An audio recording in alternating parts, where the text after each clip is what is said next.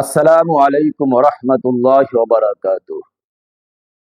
নাহমাদুহু ওয়া নুসাল্লি আলা রাসূলিহিল কারীম। দেশ এবং বিদেশে অবস্থানরত সকল বাংলা ভাষাভাষী মুসলমান ভাই এবং বোনেরা, পৃথিবীর বুকে অনেক কাফের নাস্তিকের জন্ম হয়েছিল, যেমন নমরুদ, ফিরাউন, হামান, কারুন, আবু জাহেল, আবু লাহাব, আরো অনেকের। এরা মরেছে, কিন্তু এদের প্রেতাত্মারা, খুদে খুদে কাফের নাস্তিকেরা এখনো পৃথিবীর বুকে বেঁচে আছে, বহাল তবিয়াতে বসবাস করছে। সে ধরনের একটি কুখ্যাত নাস্তিক কাফের হলো আসাদ নূর। আসাদ নূর দেখুন কিভাবে মহান আল্লাহর কোরআনকে অবমাননা করছে, তথা কথিত ডাক্তার জাফর ইকবালের বইয়ের সাথে তুলনা করে সে মহান আল্লাহ পাকের বাণী পবিত্র কোরআনুল কারীমকে কিভাবে ছোট করছে, কিভাবে অপমান করছে, হ্যাঁ প্রতিপন্ন করছে। পবিত্র কোরআনুল কারীমের পাতা ছিঁড়ছে এবং সে হুমকি ধামকি দিচ্ছে, ঘোষণা দিচ্ছে কোরআনকে পুড়িয়ে দিবে এবং নিজের হাত থেকে কোরআনকে ছুঁড়ে মারছে। ওর নাম রেখেছে আসাদ নূর, কিন্তু ও হলো ইয়াহুদি খ্রিস্টানদের একটি পালিত নিকৃষ্ট কুকুর। নিকৃষ্ট কুকুর থেকেও ও আরো বেশি ঘৃণিত নিকৃষ্ট কুকুর। দেখুন পবিত্র কোরআনুল কারীমকে কিভাবে ও অপমান করছে, মুসলমানদের ধর্মীয় অনুভূতিতে আঘাত দিচ্ছে। এই আসাদ নূরের অপকীর্তি আপনারা ভিডিও ফুটেজে ভালোভাবে লক্ষ্য করুন।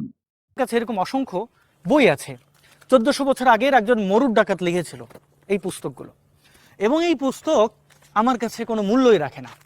এবার আমি আপনাদের ঘোষণা করতে চাই যে আগামী 27 আগস্ট যখন তারা ডক্টর মোহাম্মদ জাফর ইকবালের বই পড়াবে, তখন আমি এরকম কোরআনের অসংখ্য পৃষ্ঠা পুড়িয়ে তাদের সাথে একাত্মতা পোষণ করব। কারণ এই বই আমি আমার টাকা দিয়ে কিনেছি এবং এই বইয়ের প্রতি আমার কোনো সম্মান নেই। এই বইয়ের যে লেখক, সে কুখ্যাত মরুর ডাকাত, মহা উন্মাদ, তার প্রতি আমার কোনো শ্রদ্ধা নেই। আমি তার বই ছিঁড়বো এবং পড়াবো।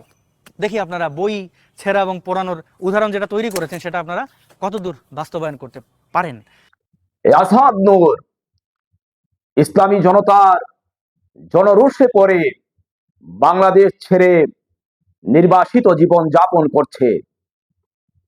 তাই বর্তমান অন্তর্বর্তীকালীন সরকারের নিকট আমাদের আহ্বান থাকবে, আপনারা অনেক কিছু সংস্কার করতে যাচ্ছেন, ইতিমধ্যেই অনেক ভালো কাজ করার জন্য উদ্যোগ নিয়েছেন। তাই এই কুখ্যাত নিকৃষ্ট আসাদ নূরকে এবং আসাদ নূরের গুরু মুফাসসিল সহ বিদেশের মাটিতে যত নাস্তিক ব্লগার রয়েছে, যারা মুসলমানদের ধর্মীয় অনুভূতিতে আঘাত দিয়ে যাচ্ছে, তাদের কথার মাধ্যমে, কুকীর্তির মাধ্যমে, তাদেরকে ইন্টারপোলের মাধ্যমে বাংলাদেশের মাটিতে ধরে এনে সর্বোচ্চ শাস্তির ব্যবস্থা করা হোক।